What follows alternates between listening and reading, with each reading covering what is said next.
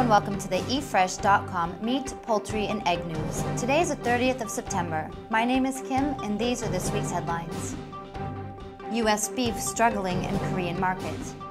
10,000 livestock dead in Kenya.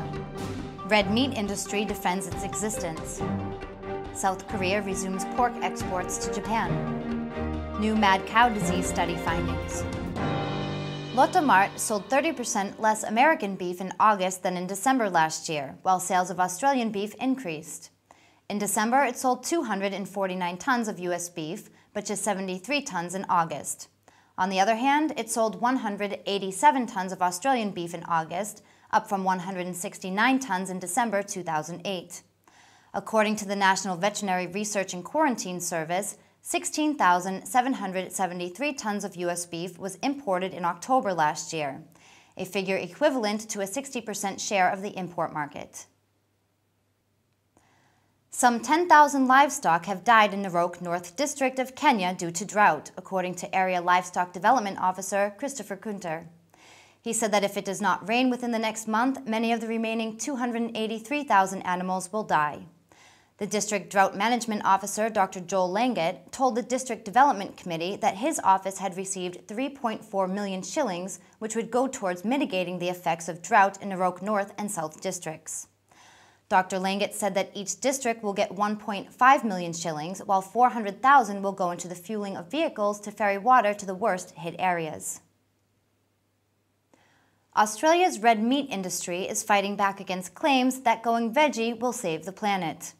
Meat Livestock Australia has compiled research that says corrects misconceptions that red meat production uses too much water and emits too much carbon. MLA Managing Director David Palmer says anti-meat campaigns are based on overseas research. He says Australian farmers are different. He claimed they are in an atmosphere of sort of ignorance in respects and largely a lot of data that was not relevant to Australia when it comes to agriculture. A lot of the material has been European-based or American-based. He also said it doesn't reflect the more extensive nature of Australia's mainstream agricultural pursuits and, most particularly, the cattle and sheep industries.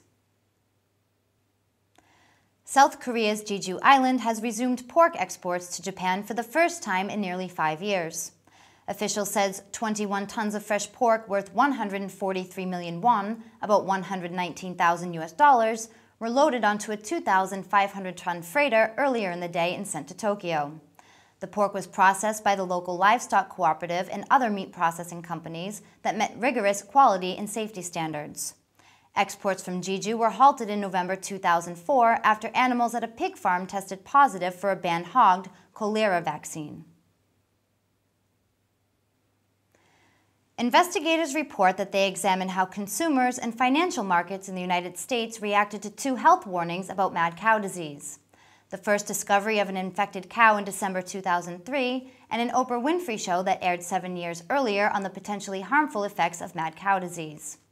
They found a pronounced and significant reduction in beef sales following the first discovery of an infected cow in a product-level scanner data set of a national grocery chain. Cattle futures show a pattern of abnormal price drops comparable to the scanner data.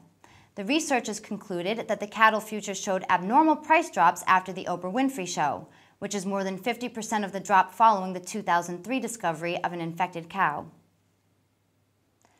Thank you for watching the eFresh.com Meat, Poultry and Egg News. See you next time.